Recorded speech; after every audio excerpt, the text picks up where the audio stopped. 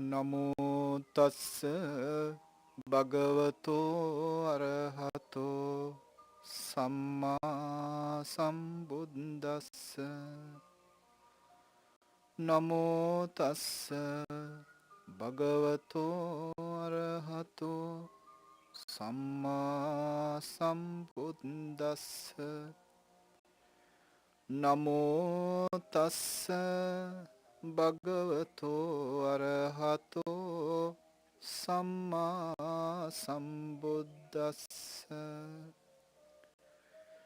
Yatagaram duccannam vuddhe samati vijjati evam abhavitam cittam rago samati vijjati yatagaram succannam vuddhi na samati vijjati evam subhavitam cittam rago na samati vijjati.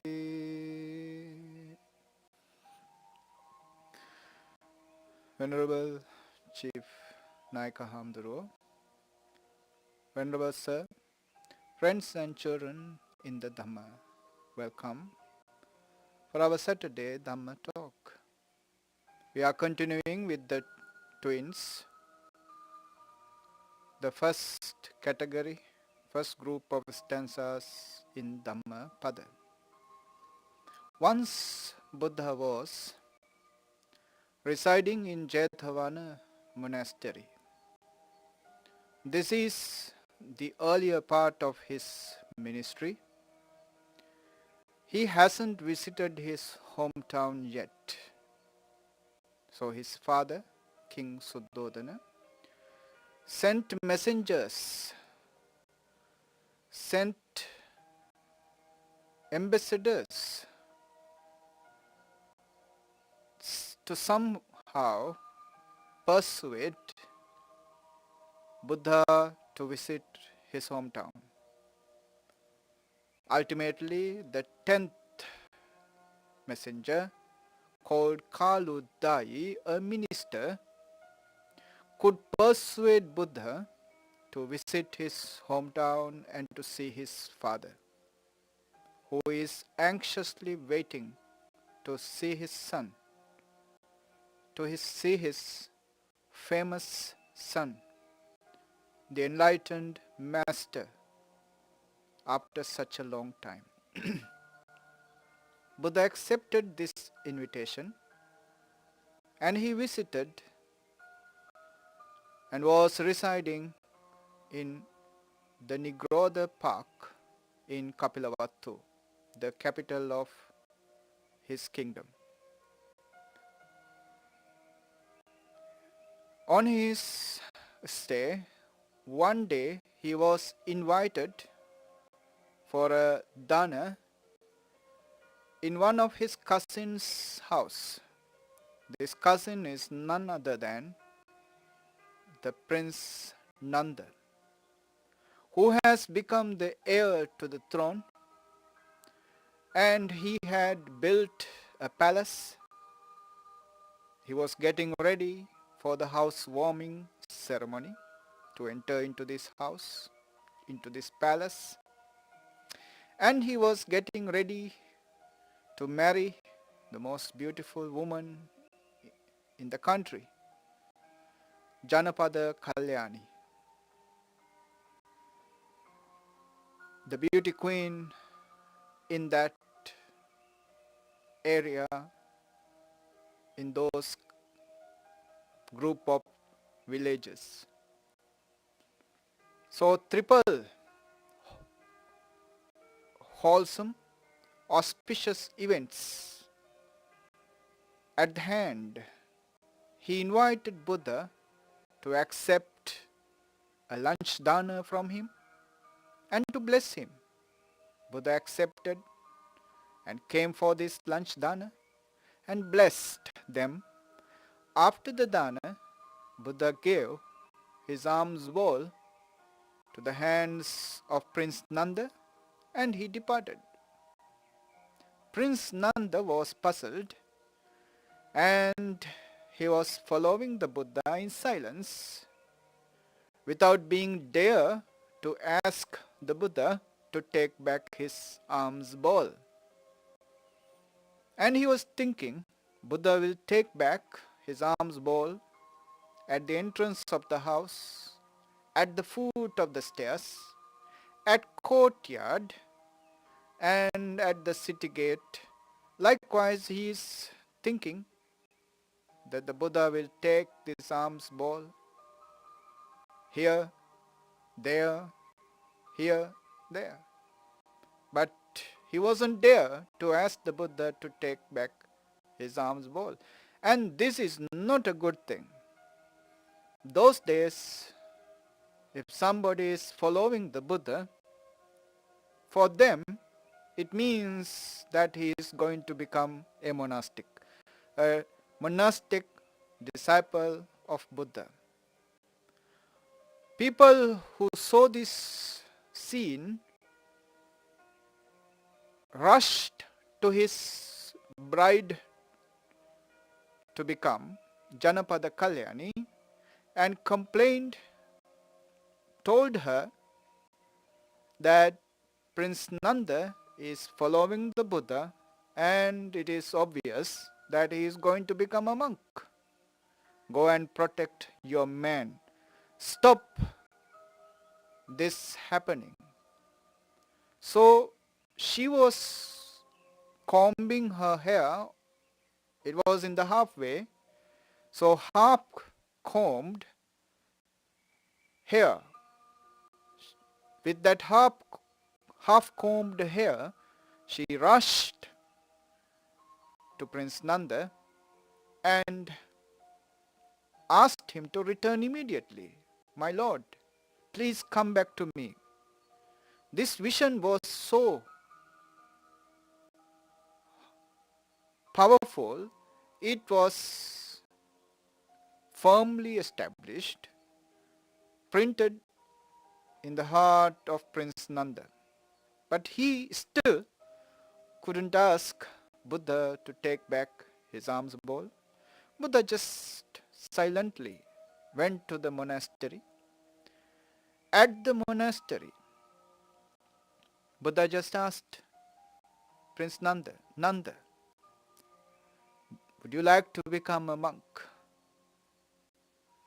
Being so respectful, venerating towards the Buddha, Prince Nanda again couldn't say, no, I don't like. He just said, yes, I do. I would like to become a monk. So he was ordained. And after some time, Buddha departed from his hometown and went back to Jetavana monastery.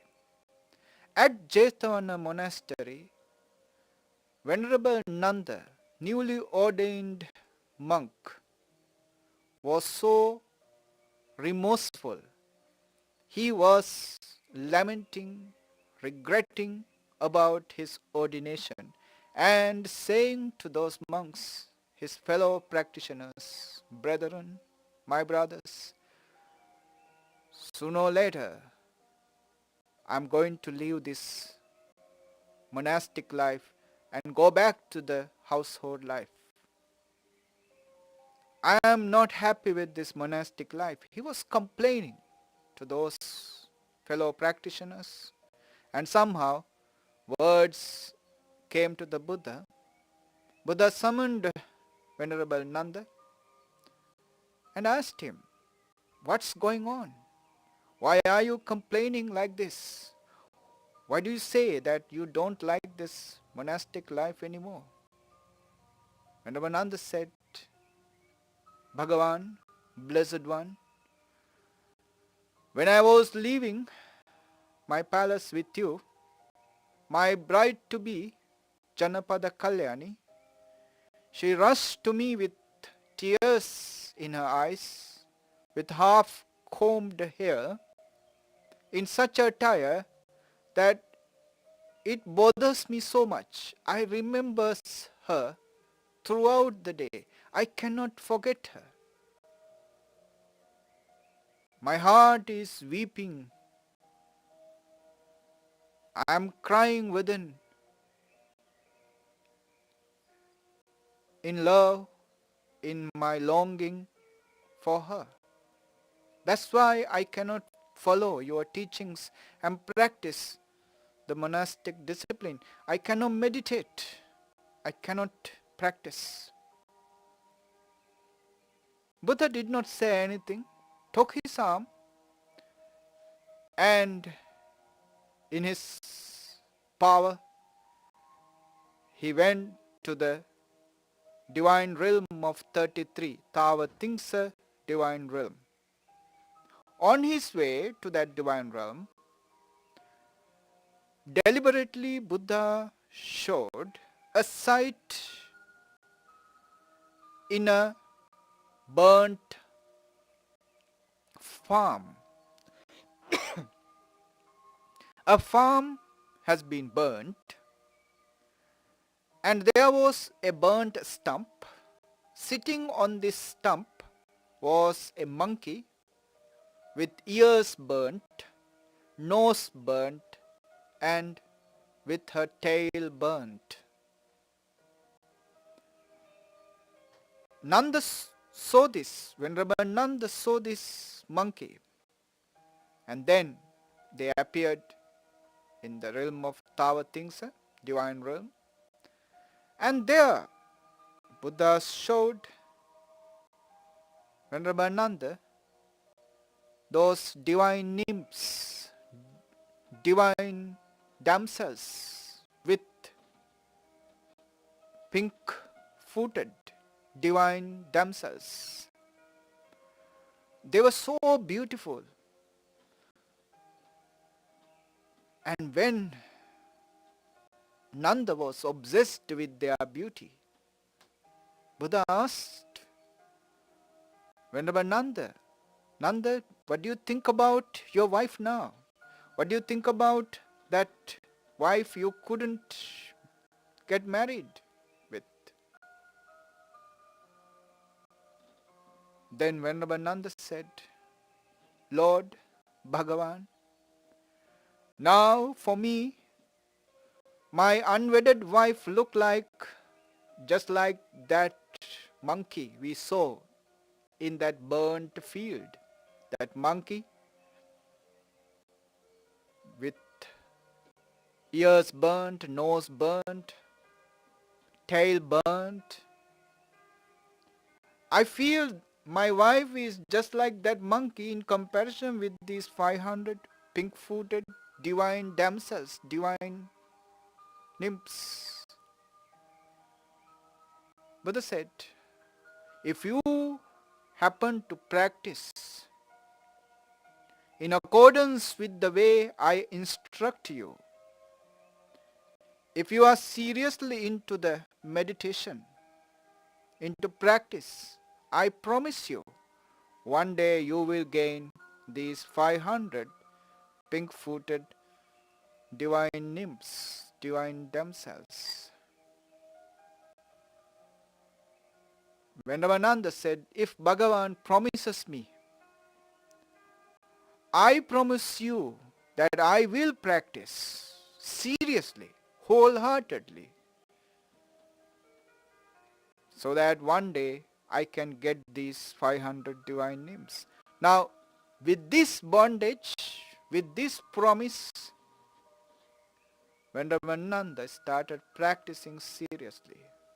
He was practicing in aloofness, in solitude, in the forest. And the news went to everybody's ear that Venerable Nanda is practicing his religious life, monastic life, because of this promise, because he is in desire to gain 500 celestial damsels. That's why he is practicing. So those monks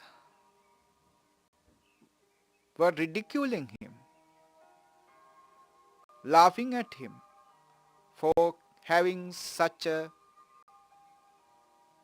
desire, such a worldly desire. But Venerable Nanda did not heed to anyone's ridicule. He was practicing day in, day out, and in no time he attained to the enlightenment.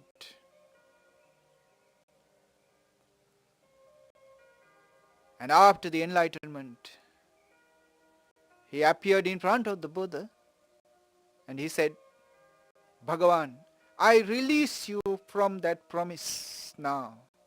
I do not have any desire for any kind of divine nymphs now. I release you from that bondage. Now the monks did not believe this when they heard that Venerable Nanda got enlightened. But Buddha said, I encompass your mind with my mind, and I can see now you are beyond all desires. You no need to release me from that promise. Once you went beyond, I am already released from my promise. Monks did not believe it because before Venerable Nanda was saying that he is dissatisfied with the monastic life. He wants to go back home to his palace, to his bride. And now suddenly he is saying that he doesn't even want those divine nymphs. He is desireless and he is contented, at peace. They did not believe it. So they went to the Buddha and asked the Buddha about this. Then the Buddha uttered these two stanzas.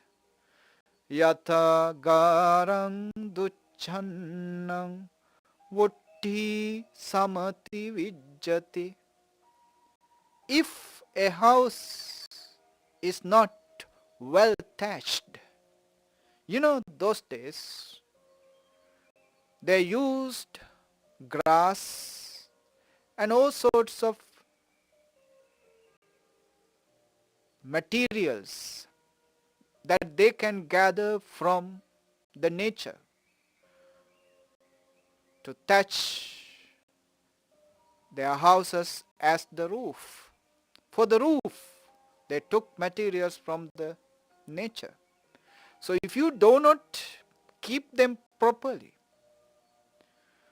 the rains can seep through those grass and you will be drenched within. That house will be flooded with water, rain water. If you do not thatch properly,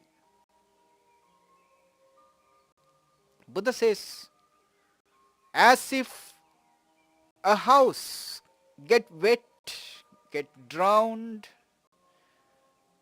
get flooded in the rain's water, when the roof is not well thatched. Yata garang duccannang vutti samati vijjati. Evang abhavitang chittang rago samati vijjati. In the same manner, the abhavitang chittang, uncultured mind, uncultured consciousness, undeveloped consciousness, when the mind is not developed, rago samati vijjati, that mind is flooded, drowned in rago, passion, desire. It means when the mind is not cultured, passion, raga, the desires, craving, lust can enter into your heart and overwhelms it. You are drowned in it. You are not in control. Your lust is in control. Your desires are in control. What happens when the desire is in control? You are bound to be in misery. We are in misery because we are controlled by our desire, our lust, our passion. And the desire is something unquenchable. When you fulfill one desire, 10 more desires are there in the waiting list.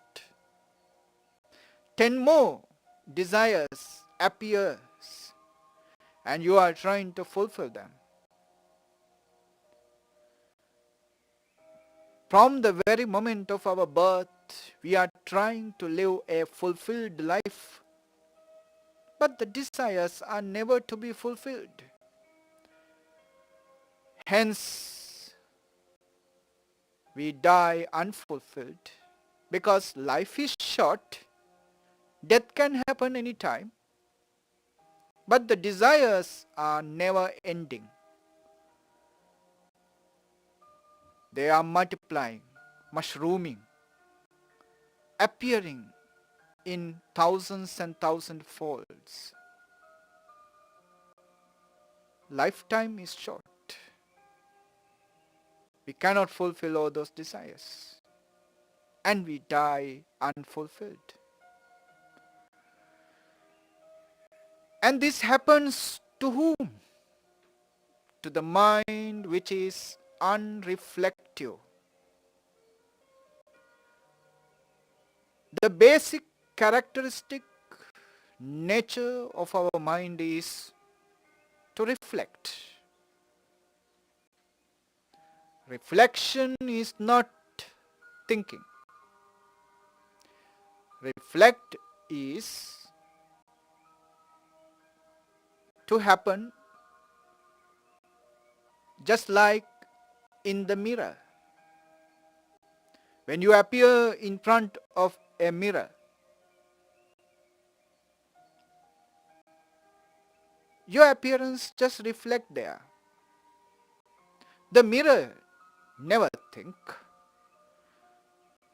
The mirror has no idea or create no idea about you.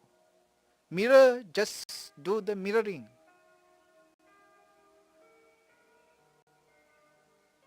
But what happens when something contacts us as a sound, as a form, as a smell, as a taste,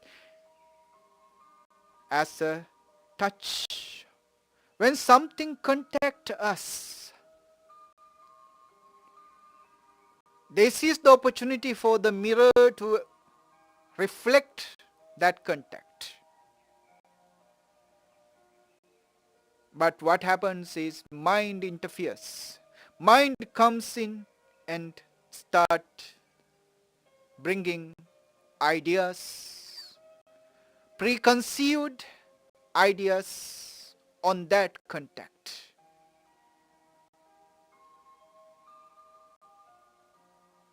Mirror is full of dust.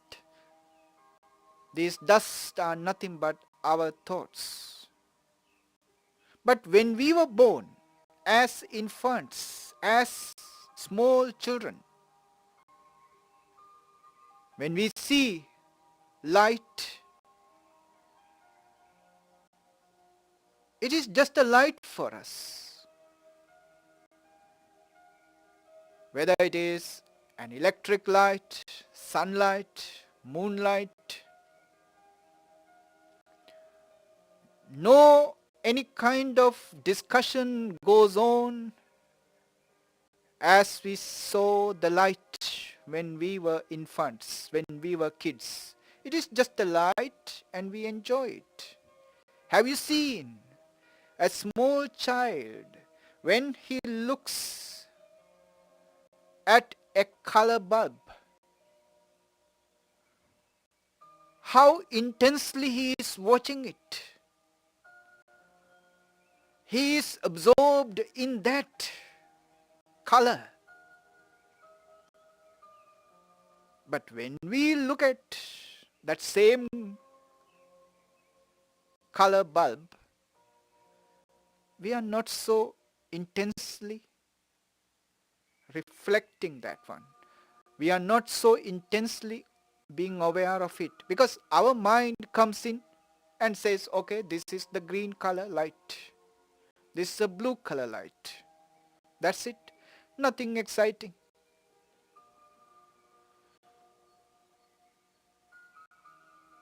That child, his inheritance, his beginning, his home is that mirroring.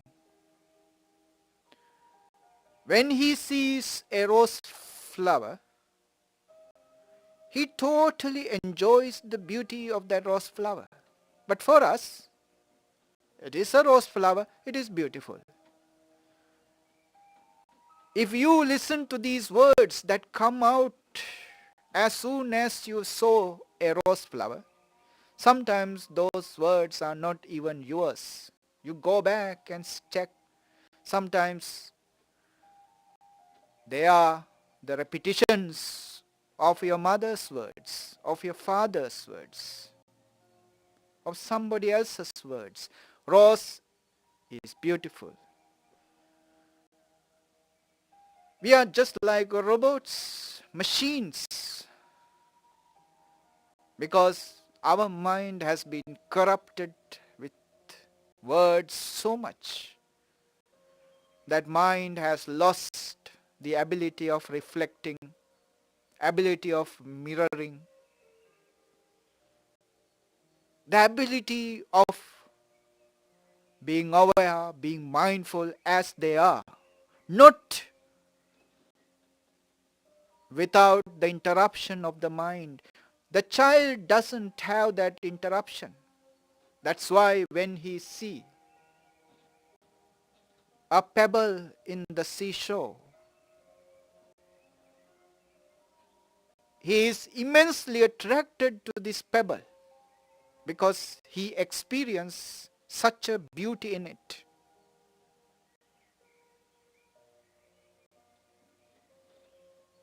Because his mind is not arguing within him about that pebble. Mind has not in action yet. He doesn't have words within to come and spoil his experience. He is just mirroring that pebble, small pebble. But for him, it is the greatest wealth in the world. It is the most beautiful thing in the world. Because his mirroring, is just a reflection. Mind is not involved.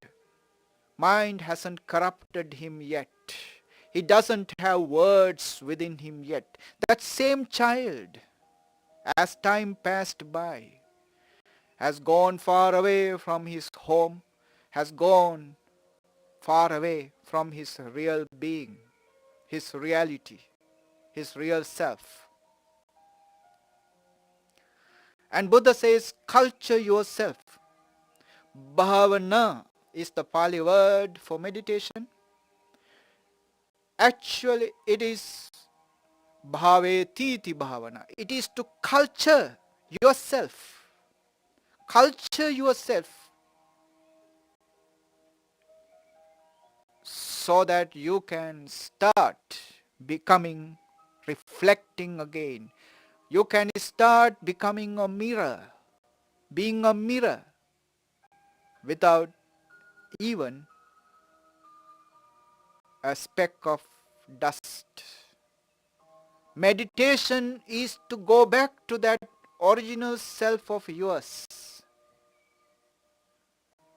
where the wisdom exists, where the real, authentic light exists.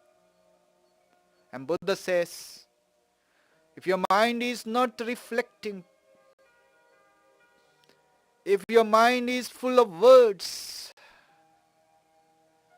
if your mind is not cultured, abhavitang, uncultured, to that mind, desire, anger, hatred, jealousy, they can just go in. But if you are to culture your mind, in the second verse he says, Yatagarang suchannang vutti na samati vijjati. As a house is roofed well, when the roof is non-leaking, well thatched, when the house is well thatched, the incumbents has no fear. They don't have fear of getting drenched when the rains is coming. It is raining outside, doesn't matter. Our house is well thatched. The roof is non-leaking. The roof is strong. So the incumbents, occupants can be remaining in the house with the security in their hearts, with the safety in their minds. No fear for them, because they know they have a strong roof. Yatagarang suchannang vuddhina samati vijjati. When the house is well roofed, the rainwater would not flood that house. In same manner.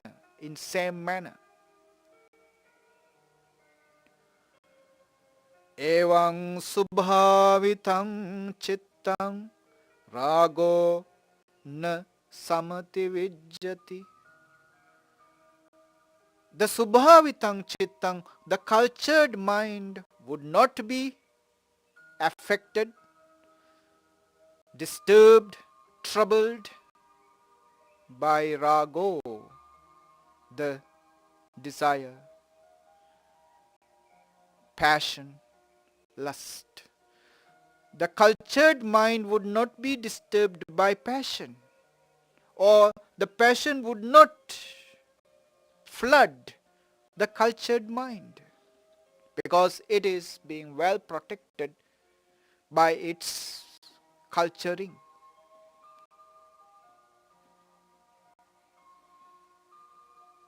Meditation is to culture that mind, develop that mind to such a level that you are at safety, you are secure, you are protected. We are not protected unless or until our mind is protected. Though the lust, raga, is highlighted here in accordance with the story, because Venerable Nanda was disturbed by raga, the passion, because his mind was not cultured. When the mind was cultured, he was at safe. Now there is another thing that we can discuss here. Now Venerable Nanda had no idea that he has all the possibilities of becoming an arahant, an enlightened being. He is a potential Buddha.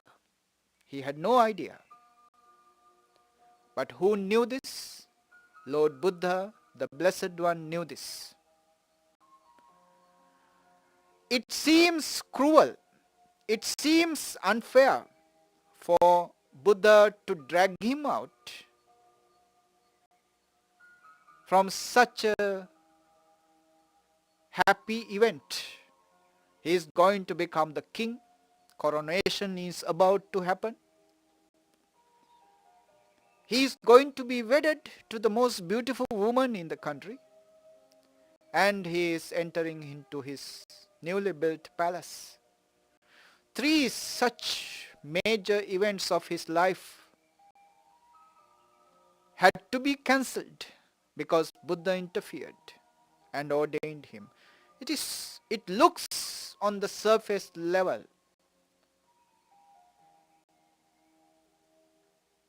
to a medical mind as something which is unfair, unjustifiable,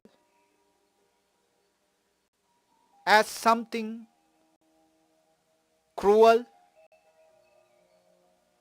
But when you look deeper, when we look at in a broader perspective, we can see Buddha was being more compassionate, unimaginably compassionate towards this Prince Nanda. This may not be the first time he gets married, becoming a king, entering into a house. Millions and millions lifetimes, you and me, all of us have been married, have become kings, queens, rulers, presidents, prime ministers. Millions and millions of times we may have become parents, bring up children. What you are doing today is not something you do for the first time. Throughout the samsaric journey, you may have done the same thing again and again. You may have been pursuing those worldly goals again and again. But getting to know yourself, taking few steps towards the liberation from all the misery that we have never done. We may never have meditated before. We may never have tried ourselves to get rid of all these bondages. If Buddha did not put his effort to help Prince Nanda to come out of all the bondages, do you think it is possible for him to bring out of the household life after him becoming a king, being married to that woman, beautiful woman, Janapada Kalyani? It would be impossible. Then who would lose such a golden opportunity for him to become an enlightened being and stop this process of birth and death totally? So it seems cruel for a medical mind, the action of the Buddha, yet it seems the most compassionate when we look in a deeper sense, deeper perspective at the action of the Buddha. Buddha helped him to disentangle himself, get rid of the bondages, and to be liberated. Once he was liberated, he understood the compassion of the Buddha. Before his liberation, of course, it seemed to him that it is a punishment for him to live this monastic life.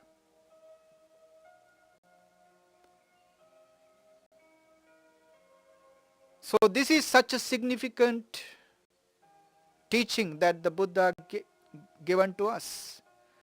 He has taught us the way, the technique to build such a mind for us, to such a capacity that we feel we are secure there. He says, as long as the desires seep into your heart, lust drenches your heart, anger disturbs your heart, you are not safe. You can become safe only when you have a strong roof over your heart, so that anger, lust, desire, pleasures, desire for pleasures would not disturb you. That strong roof is nothing but subhavitang chittang, cultured mind, mind which has gained the capability to reflect. That is the mind which is the goal of all the meditators. All those meditators, one day, gradually, little by little, first beginning with the reflection on his own breath. Breath is coming in, going out. You are observing, you are being aware, you are reflecting it. No words are involved. Gradually, little by little, little by little, this habit pattern, this habit, this practice of reflecting your breath will expand itself, develop itself, and then whatever you hear, whatever you see, you feel, you taste, you touch, everything is happening as normally as before. But the difference is within you. Before you were reacting to those experiences, now you are responding to it. You hear a sound, you reflect that sound.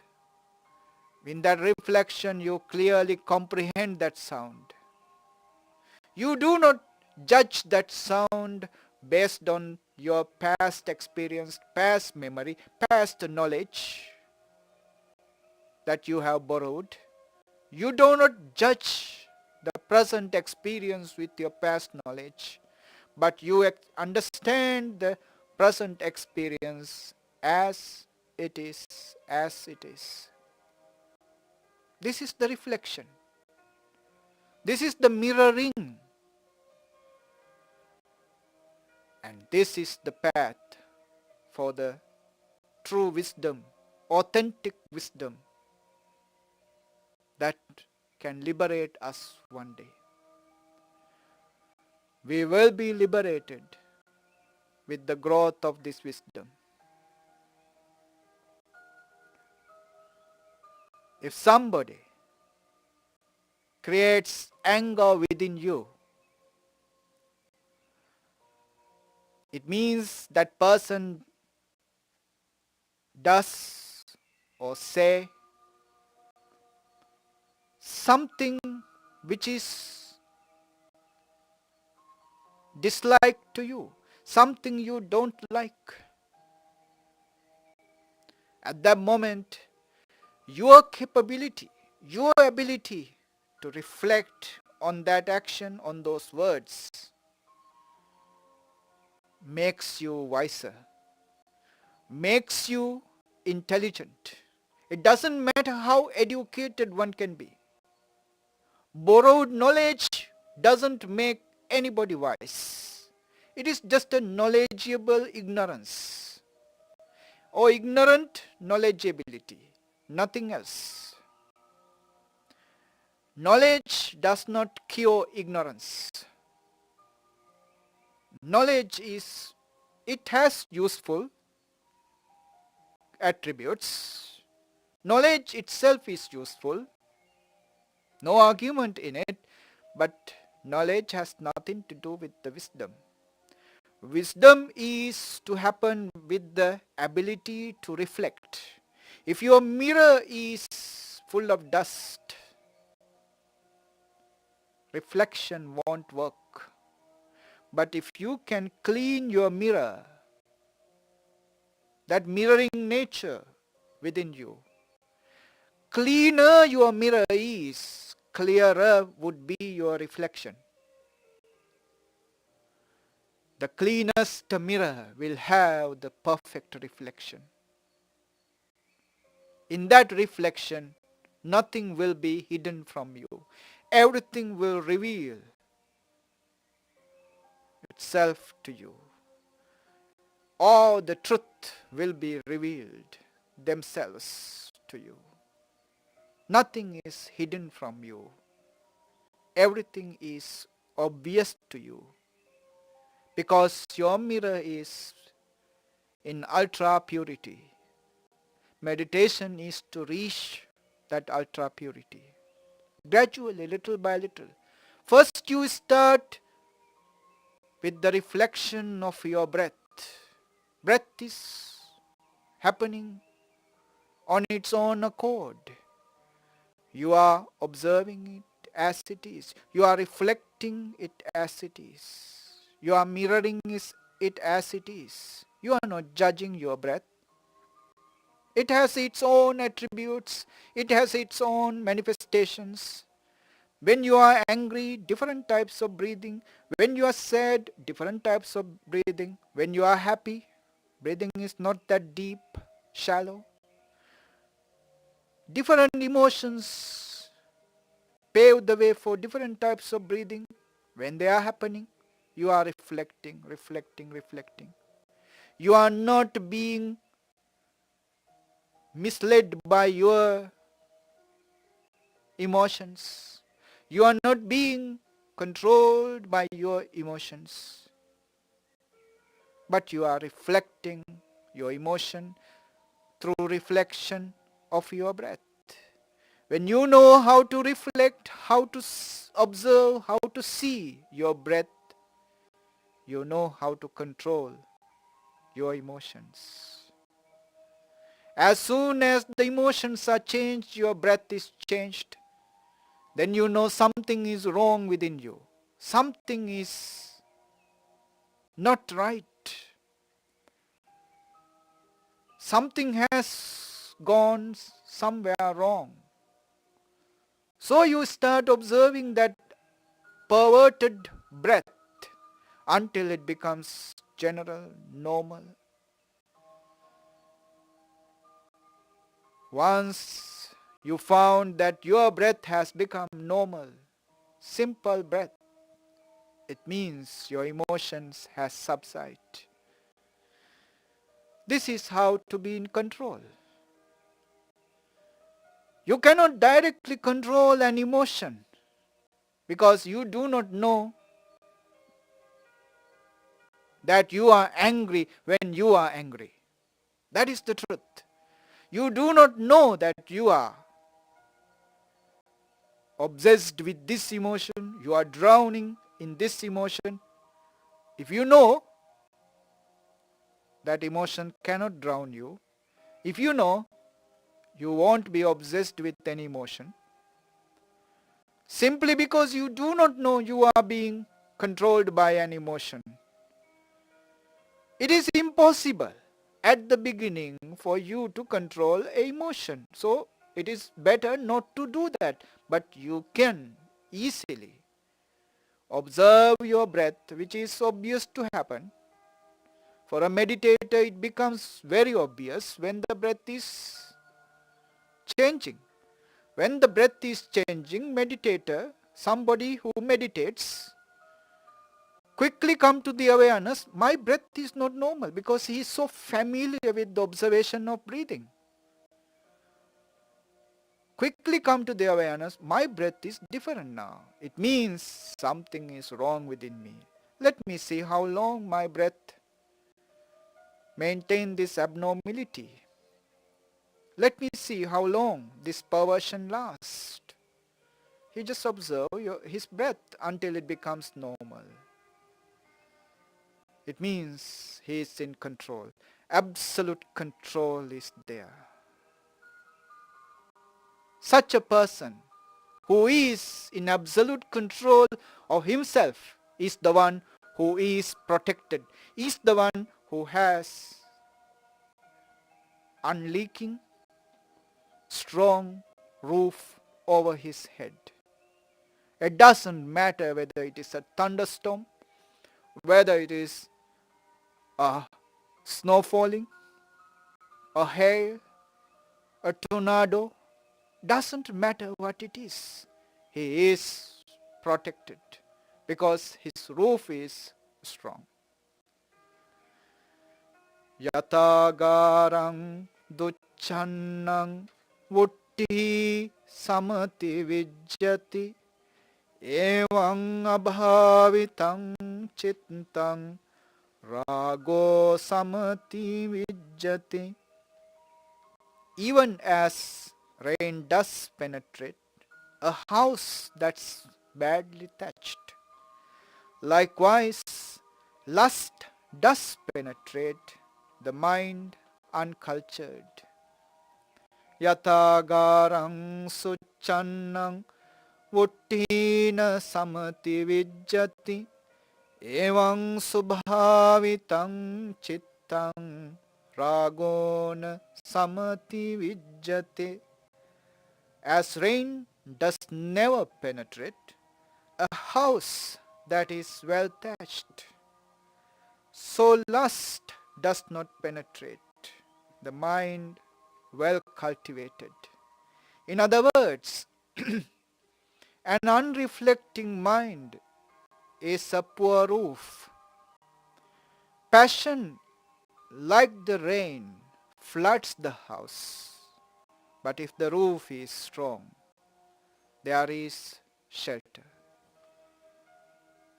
Es Dhammo Sanantano. This is an eternal truth. Sadhu, sadhu, sadhu. Let's share these merits together with our departed ones and the divine beings. Akasattha ca bummattha devanaga mahiddhika punyantang anumoditva chirang rakkantu loka sasanang. Akasattha ca bummattha devanaga mahiddhika punyantang anumoditva chirang rakkantu desanang. Akasattha ca bummattha devanaga mahiddhika punyantang anumoditva chirang rakkantu mam paranti. Idam me jnatinang hotu sukhita hontu jnatayo. Idam me jnatinang hotu sukhita hontu jnatayo. Idam me jnatinang hotu sukhita hontu jnatayo. Blessings for you. Dukkha roga bhaya vera soka sabbe upaddava anekāntarāya api vinassantu ca tejasa jaya siddhi dhanang labhang sotti bhagyam sukham balang siriyayu ca vanno ca bhogam buddhi ca yasava satavassa ca ayu ca jiva siddhi bhavantu te ayurarogya sampatti Sagga sampatti mevacha ato nibbana sampatte iminate samijjato. Sadhu, sadhu, sadhu. Good night, everybody.